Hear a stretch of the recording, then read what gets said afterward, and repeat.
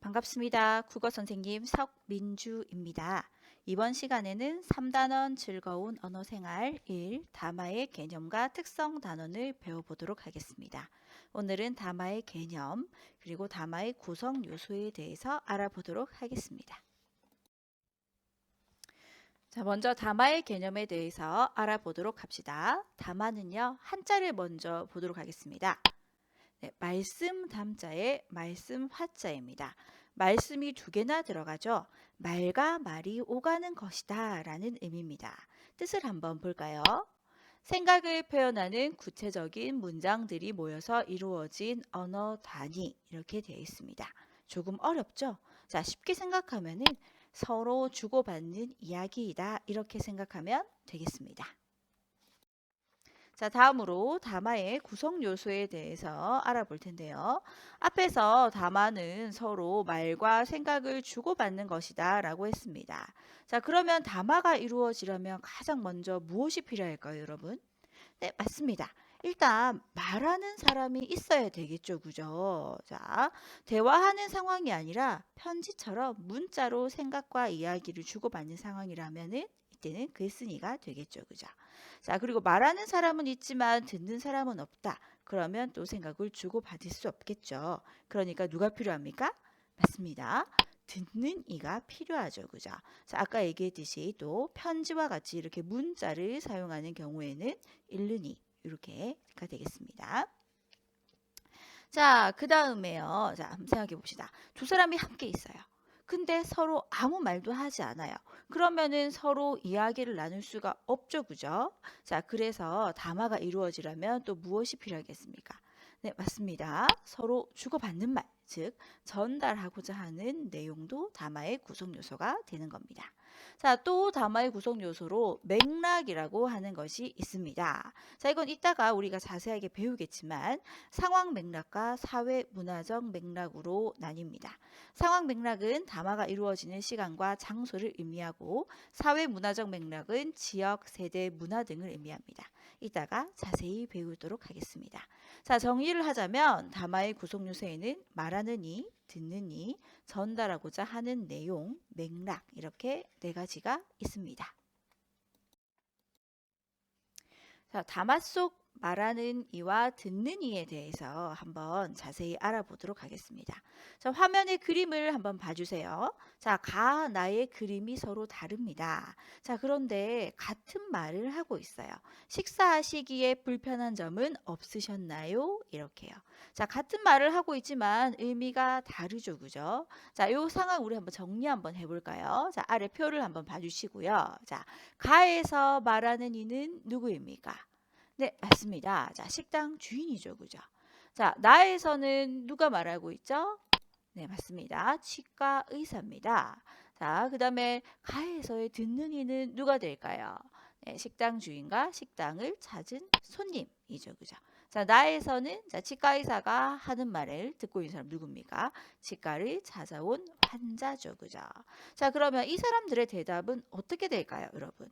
자, 식사하시기에 불편한 점은 없으셨나요? 이렇게 식당에서 이런 말이 나왔다. 이러면은 대답은 네. 음식이 너무 짰어요. 요 정도가 되겠죠. 그죠? 자, 그러면 여러분, 나에서는, 자, 여기 치과에서 식사하시기에 불편한 점은 없으셨나요? 여기에 대한 대답은 뭐가 되겠습니까? 네. 이렇게, 이가 좀 시렸어요. 요 정도 되겠죠. 그죠? 자, 말하는 내용은 똑같지만 어떻습니까? 네, 맞습니다.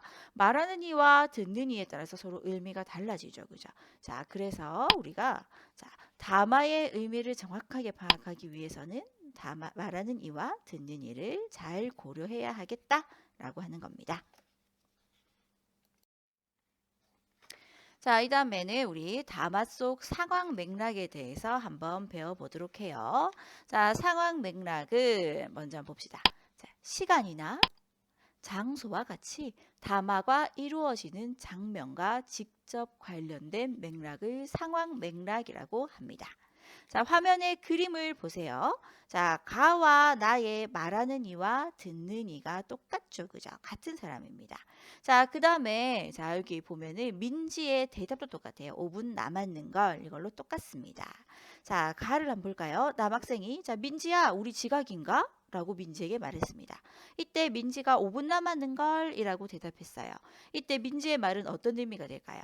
자, 가 그림의 시간을 보세요. 8시 25분입니다. 등교 시간을 5분 남겨놓은 시간에 장소는 학교 정문 앞이죠. 그러면 어떤 뜻이 되겠습니까? 네, 맞습니다. 자, 5분 남았다. 그래서 시간이 남아서 우리 지각 안 해. 이 의미죠. 그죠? 자, 나에서는 한번 볼까요? 남학생이 민지야, 우리 탁구 치러 나갈래? 라고 민지에게 말했어요. 자, 이때 민지가 5분 남았는 걸 이라고 대답했습니다. 자, 이때 민지의 말은 어떤 의미겠습니까? 자, 나의 그림의 시간을 보니까 1시 5분이네요. 장소는 교실이고요. 자, 여러분 1시쯤이면 점심시간이 되겠죠. 그죠? 자, 그럼 여기에서 민지가 5분 남았는 걸 이라고 말하는 거 어떤 의미가 되겠습니까? 네, 맞습니다. 자, 우리 점심시간이 5분밖에 안 남았어. 그러니까 시간이 부족하니까 탁구 치러 나가지 말자. 이게 되겠죠. 그죠? 자, 이처럼 똑같은 사람과 똑같은 내용이라고 하더라도 상황에 따라서 시간과 장소에 따라서 그 의미가 달라지는 것을 알 수 있습니다. 따라서 자말을 정확하게 이해하기 위해서는 상황도 잘 따져봐야 하겠죠. 그죠? 자, 여러분, 다음으로 담화 속 사회 문화적 맥락에 대해서 알아보도록 하겠습니다. 자, 사회 문화적 맥락은 담화에 영향을 미치는 역사적, 사회적 상황, 공동체의 가치, 세대, 지역, 문화 등 사회 문화적 요인과 관련된 맥락인데요. 자, 여러분 어렵게 생각하지 마시고 교과서의 예시를 보면서 설명하도록 하겠습니다. 자, 교과서 121쪽을 펼쳐주세요. 교과서 121쪽 다 펼쳤습니까? 자, 여기 동그라미 1번에 대화를 좀 보도록 합시다. 자, 고모가 먼저 말합니다. 주연이 고모 집에 오랜만이지? 너 주려고 쌀을 사서 푸짐하게 차렸으니까 많이 먹어. 주연, 쌀을 새로 사실 필요까지는 없었는데 저 아무거나 잘 먹어요. 고모, 그게 아니고 여기 농촌에서는 예전부터 주로 쌀 농사를 지어 생활했기 때문에 쌀을 팔아 돈을 마련하는 것을 쌀을 산다고 한단다. 주연이가 아하, 이제 이해했어요. 그럼 잘 먹겠습니다. 라고 했습니다. 자, 여러분 여기에서 보니까 자, 주연이가 잘못 이해한 말이 있었죠. 그죠? 자, 어떤 말을 잘못 이해했습니까? 네, 이겁니다. 쌀을 새로 사실 필요까지는 없었는데 요거죠. 그죠? 즉 쌀을 사다. 라는 의미를 잘못 이해했죠. 그죠? 자, 그럼 여러분 주연이가 이 말을 잘못 이해하게 된 원인은 무엇이었어요? 자, 고모 말을 보니까 이게 나와요. 여기 농촌에서는 예전부터 주로 쌀농사를 지어 생활했기 때문에 라고 돼 있죠. 그죠? 농촌에서만 쓰는 말이었습니다. 그죠? 자, 여기 농촌에서만 쓰는 말이었기 때문에 주연이가 이걸 이해 못했죠. 그죠? 자, 그러면 여러분, 자, 주연이의 이 담화, 지금 주연이의 고모의 대화, 담화에 영향을 미친 사회문화적 요소는 뭐가 되겠습니까? 그렇죠. 농촌 지역. 지역이 이게 되겠죠. 그죠?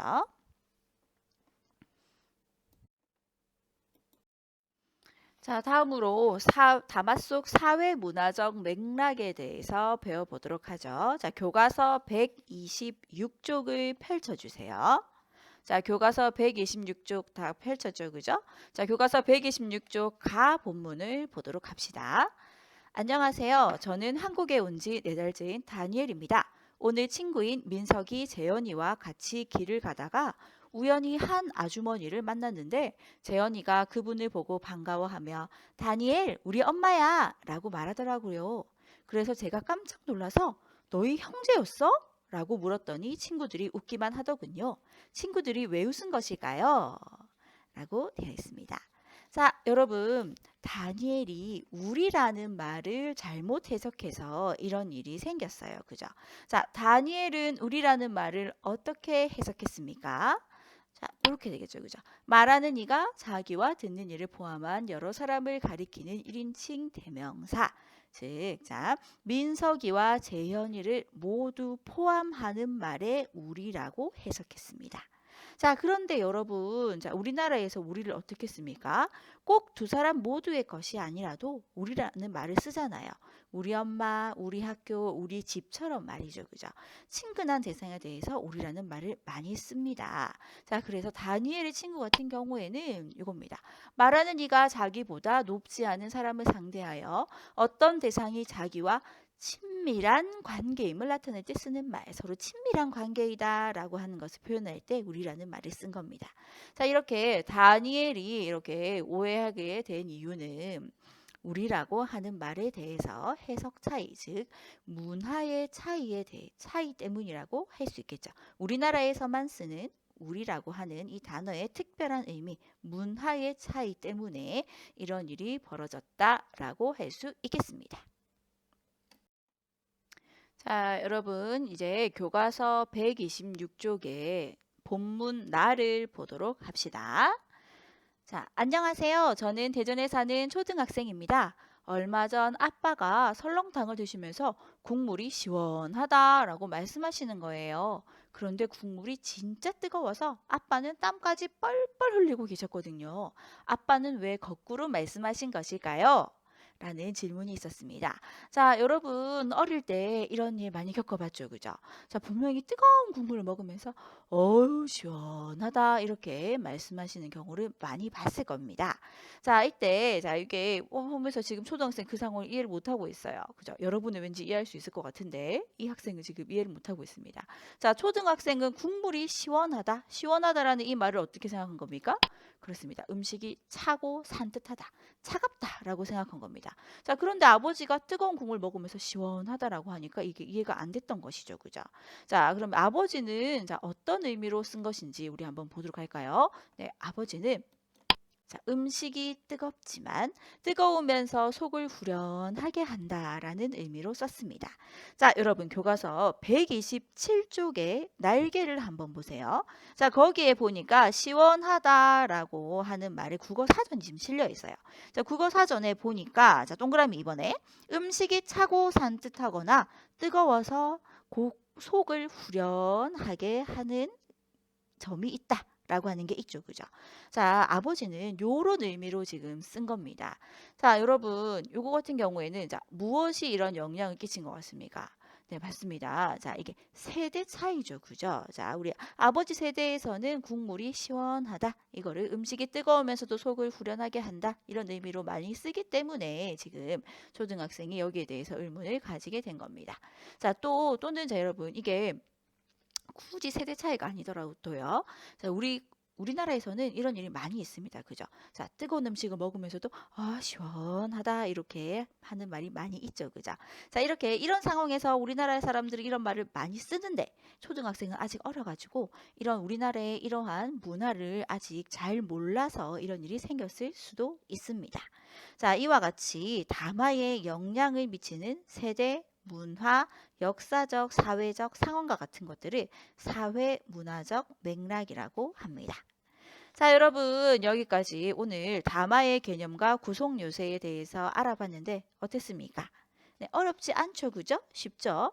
자, 이게 이 강의를 다 듣고 나서 여러분 형성평가를 풀어보시고요.